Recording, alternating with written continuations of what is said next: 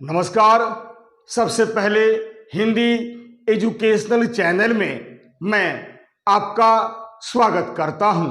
आज मैं आपके समक्ष हिंदी साहित्य के श्रेष्ठ एकांकीकार विष्णु प्रभाकर द्वारा लिखित संस्कार और भावना एकांकी नाटक को लेकर उपस्थित हुआ हूं।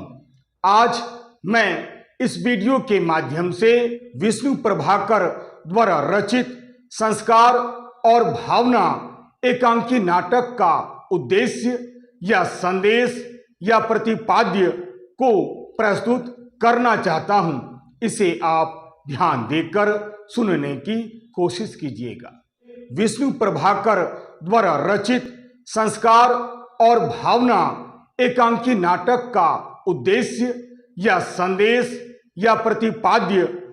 संस्कार और भावना विष्णु प्रभाकर द्वारा लिखित एक श्रेष्ठ, सुंदर व सामाजिक यथार्थवादी एकांकी नाटक है। इस एकांकी में मानवतावादी स्वर मुखरित हुआ है। इस एकांकी की कथा एक मध्यवर्गीय परिवार की कथा है।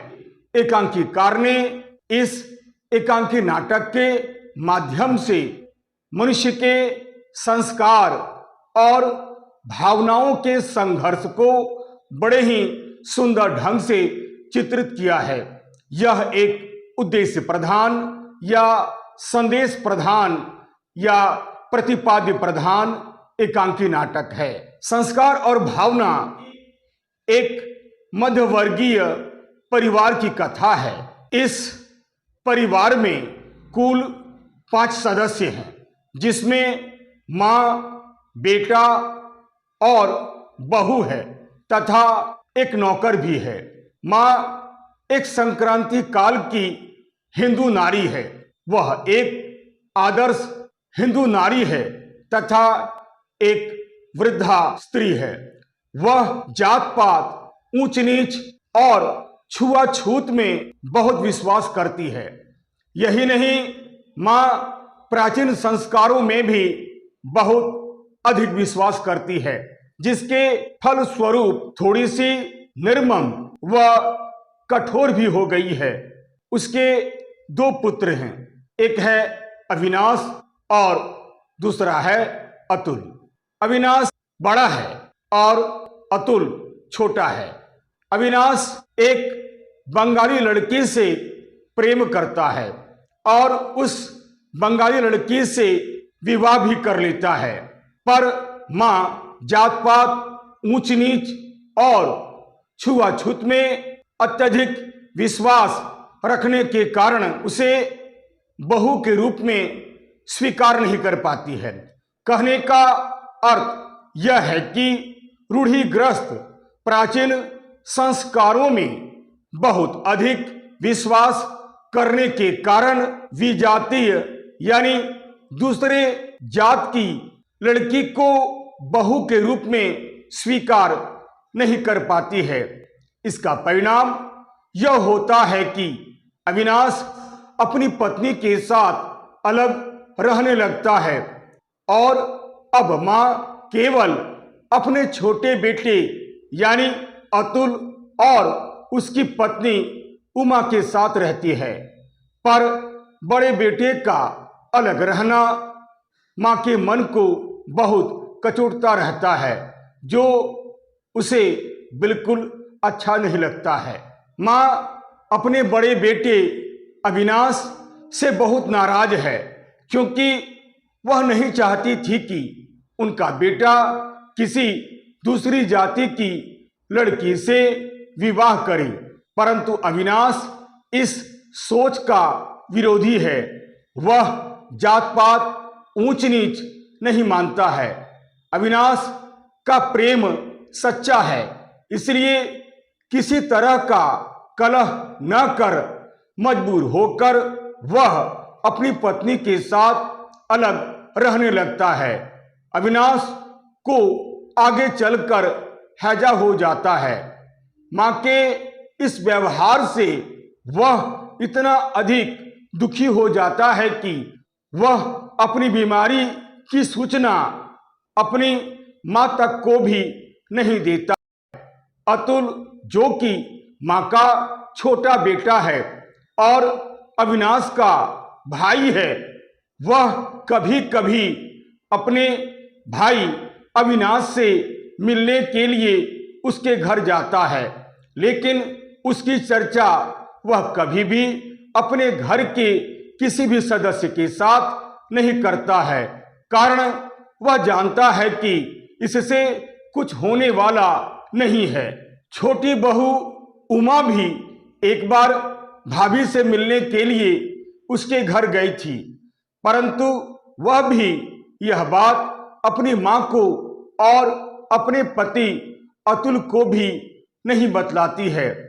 एक दिन मिस रानी ने मां को यह बतलाया कि उसका बड़ा बेटा अविनाश बहुत बीमार था, पर बड़ी बहू ने उसे किसी तरह बचा लिया है। यह सब सुनकर मां हैरान हो जाती है, परंतु जब उसे यह पता चलता है कि उसकी बहू ने प्राणपण से अविनाश की सेवा की है, तो उसके मन में अपनी विजातीय बहू के प्रति आत्मीयता का भाव जाग उठता है।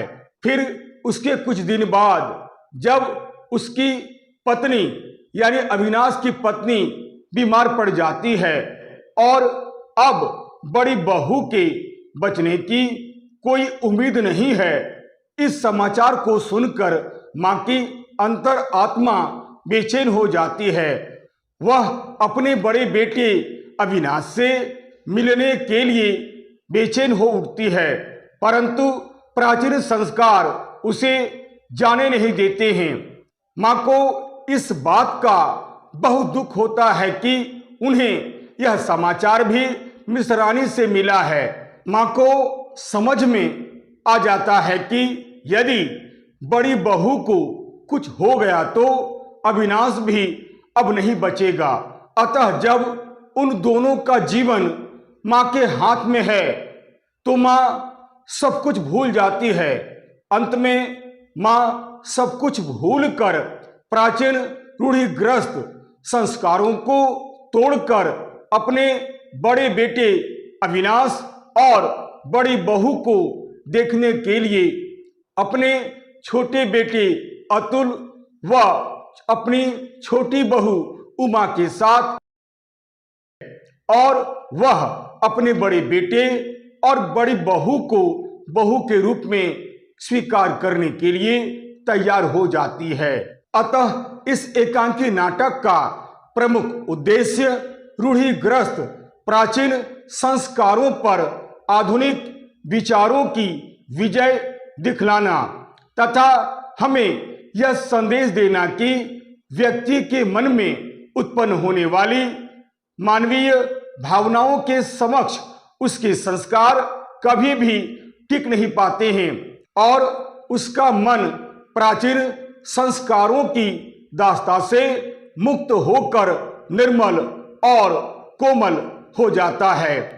अतः इस एकांकी में लेखक ने प्राचीन पीढ़ी और नई पीढ़ी के बीच के संघर्ष और विचारों को भी बड़े ही सुंदर ढंग से दिखलाने का प्रयास किया है, जिसमें मां की ममता पुराने रीति रिवाजों और परंपराओं पर विजय पाती है।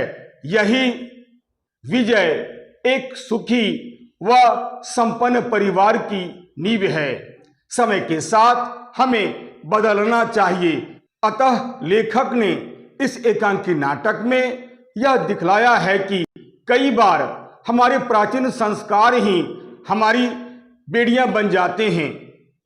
प्राचीन रूढ़िग्रस्त संस्कारों के दास बन जाने के कारण हम अपनी भावनाओं का हनन कर देते हैं, परंतु आज के समाज में व्यक्ति को सही जीवन व्यतीत करने के लिए प्राचीन संस्कारों से मुक्त होना आवश्यक है, अन्यथा व्यक्ति सुखी जीवन व्यतीत नहीं कर पाएगा।